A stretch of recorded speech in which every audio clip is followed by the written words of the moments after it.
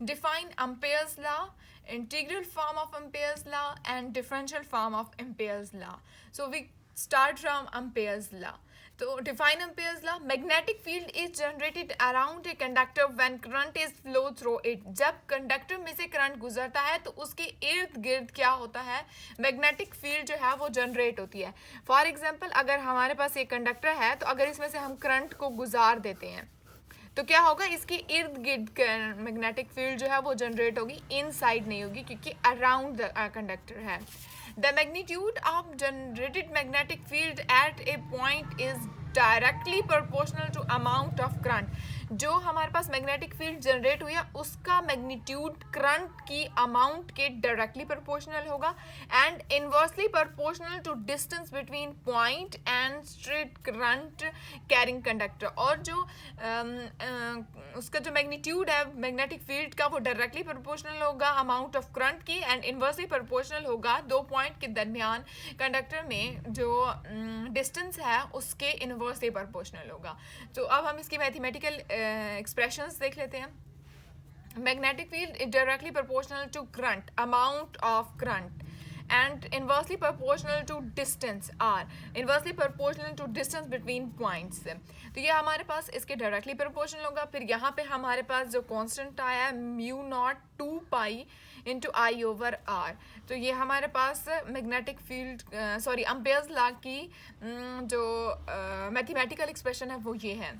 ठीक है. Whereas mu naught over 2 pi is proportionality constant, ये हमारे पास प्रोपोर्शनैलिटी कांस्टेंट के तौर पर काम करता है. And mu naught is the permeability of free space.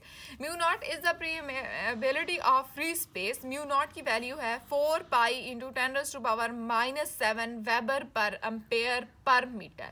So that is mu naught's value and that is, हम इस फार्मूले के जरिए मैग्नेटिक फील्ड भी फाइंड कर सकते हैं और इसको हम एक्सप्रेशन के लिए यूज करते हैं. That is the Ampere's law. Ampere's law की इंटीग्रल फॉर्म देख लेते हैं. इंटीग्रल फॉर्म और डिफरेंशियल फॉर्म. तो बाज़ औक़ात पेपर में क्वेश्चन आ जाता है, शॉर्ट क्वेश्चन के तौर पर भी आ जाता है और लॉन्ग के तौर पर भी आ जाता है. तो इंटीग्रल फॉर्म जो हमने यूज़ किया है क्लोज इंटीग्रल हमने यूज़ किया है B into D R is equal to mu naught I. Value of current in terms of current density. Current density के तौर पर जब हम करंट वैल्यू ऑफ करंट को देखते हैं तो I is equal to integral J dot D A. या बाज़ औक़ात हम यहाँ पे डी टा भी देखते हैं क्योंकि डेंसिटी जो है वो हमारे पास किसी भी स्मॉल अमाउंट की अगर हो तो वो डी टा के तौर पर इस्तेमाल की जाएगी. Integral B dot D R, ये आई है, यहाँ पे भी आई है तो यहाँ पे म्यू नॉट इंटू जे, यहाँ पे आई की वैल्यू को हम पुट कर देंगे J into D A. That is the integral form of Ampere's law. Differential form. Integral form of Ampere's law is, अब हमारे पास जो इंटीग्रल फॉर्म आई है उसी को हमने नीचे लेके आना है डिफरेंशियल फॉर्म में.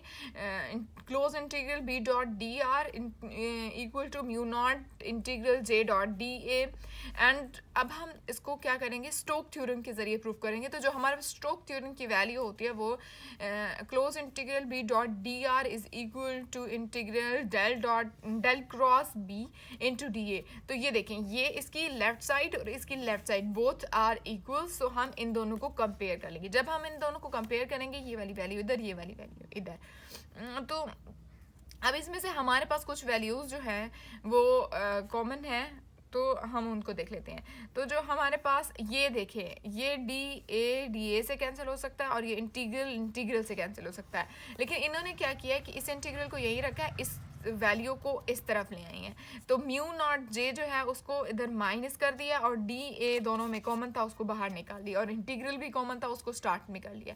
तो जो हमारे पास डिफरेंशियल है वो इंटीग्रल से कैंसिल हो जाएगा और डी ए जो है वो नॉट इक्वल टू 0 है. सो हम इस वैल्यू को जो हमारे पास del cross B minus mu naught J है इसको हम किसके बराबर रख देंगे, 0 के बराबर.